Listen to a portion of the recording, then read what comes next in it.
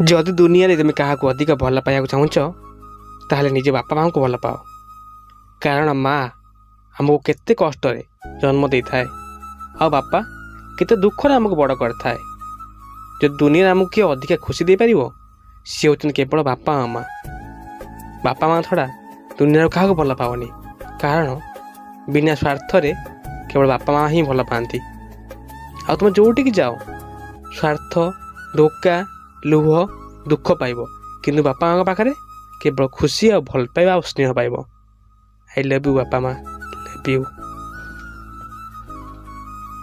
आ शेष गोटे कथा मुझे समस्त कहबी, प्लीज फालतू प्रेम पड़ी केवे निजे बापा माँ को अवहेला कर ना, केवे बापा माँ को भूल बुझ ना।